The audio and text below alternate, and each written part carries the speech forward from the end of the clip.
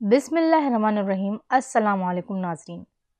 ایک بہت بڑے صحابی گزرے ہیں جن کا نام ہے حضرت عبداللہ بن زید رضی اللہ عنہ۔ ان کی زندگی کا دلچسپ اور سبق آموز واقعہ میں آج سناتی ہوں، جس سے ہم سب کو کچھ نہ کچھ سیکھنے کو ملے گا۔ تو واقعہ اس طرح سے ہے۔ حضرت عبداللہ بن زید رضی اللہ عنہ نے ساری زندگی شادی نہیں کی۔ جوانی گزر گئی، بڑھاپا آ گیا۔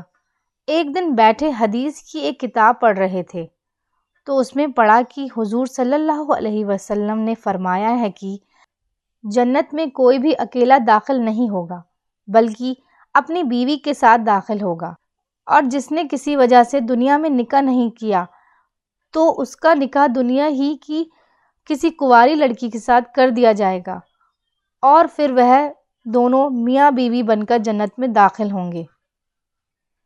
جب یہ حدیث پڑھی تو دل میں خیال آیا کہ دنیا میں تو میں نے نکاح نہیں کیا، لیکن جنت میں میرا نکاح کر دیا جائے گا تو پھر آخر وہاں میری بیوی کون ہوگی؟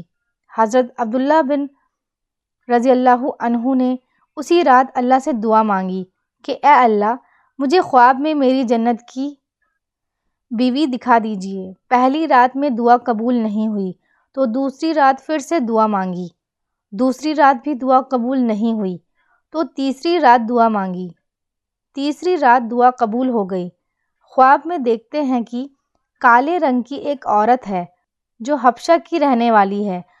وہ کہہ رہی ہے کہ اے عبداللہ، میرا نام میمونہ ولید ہے، میں بصرہ میں رہتی ہوں اور میں ہی جنت میں تمہاری بیوی بنوں گی۔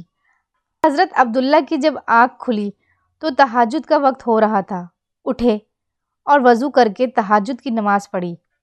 فجر کی نماز پڑھ کر اپنا اونٹ لیا اور بصرہ کی طرف چل دیے۔ حضرت عبداللہ بن زید رضی اللہ عنہ بہت مشہور لوگوں میں سے تھے، اسی لیے جب وہ بصرہ پہنچے تو لوگوں نے ان کا بڑا استقبال کیا اور پوچھا کہ حضرت، ہمارے شہر میں کیسے آنا ہوا؟ حضرت عبداللہ نے فرمایا کہ میں ایک عورت کی تلاش میں یہاں آیا ہوں، اس کا نام میمونہ ولید ہے، میں اسی سے ملنا چاہتا ہوں۔ یہ سن کر لوگوں کو بہت حیرانی ہوئی اور کہا کہ حضرت، آپ اتنی دور میمونہ ولید سے ملنے آئے ہیں؟ فرمایا ہاں، کیا میں اس سے نہیں مل سکتا؟ لوگوں نے کہا نہیں حضرت، ایسی بات نہیں ہے، بلکہ وہ تو ایک پاگل سی عورت ہے، لوگ اسے پتھر مارتے ہیں۔ حضرت عبداللہ نے پوچھا کہ پتھر کیوں مارتے ہیں؟ لوگوں نے بتایا اگر کسی کو پریشان اور روتا دیکھے تو اس کے پاس کھڑے ہو کر ہنسنے لگتی ہے، اور اگر کسی کو ہنستا دیکھے تو اس کے پاس آ کر کھڑے ہو کر رونے لگتی ہے۔ وہ کچھ پیسے لے کر محلے والوں کی بکریاں چراتی ہیں۔ آج بھی وہ جنگل کی طرف بکریاں چرانے گئی ہوئی ہے اور شام کو عصر کی نماز کے بعد واپس آ جائے گی، آپ تب تک آرام فرمائیے۔ حضرت عبداللہ نے کہا مجھے ابھی اسی وقت اس سے ملنا ہے، آپ لوگ مجھے جنگل کا راستہ بتا دیجیے۔ لوگوں نے کہا حضرت، آپ جنگل کی طرف نہ جائیں کیونکہ وہ بہت خطرناک جنگل ہے، وہاں شیر چیتے رہتے ہیں۔ لیکن حضرت عبداللہ نے کہا کہ تم لوگ مجھے صرف راستہ بتا دو، مجھے ابھی ہی میمونہ سے ملنا ہے۔ راستہ معلوم کر کے حضرت عبداللہ جنگل کی طرف چل دیے۔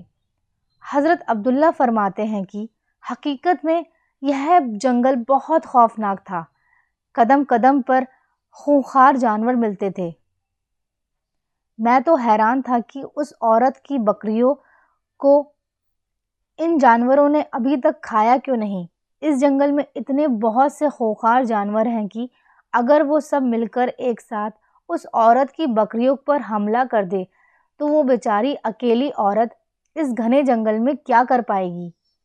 حضرت عبداللہ فرماتے ہیں کہ جب میں اس جگہ پہنچا جہاں میمونہ ولید موجود تھی تو اس جگہ کا منظر دیکھ کر اور زیادہ حیران رہ گیا، کیونکہ میمونہ کی بکریوں کو کوئی اور چرا رہا تھا۔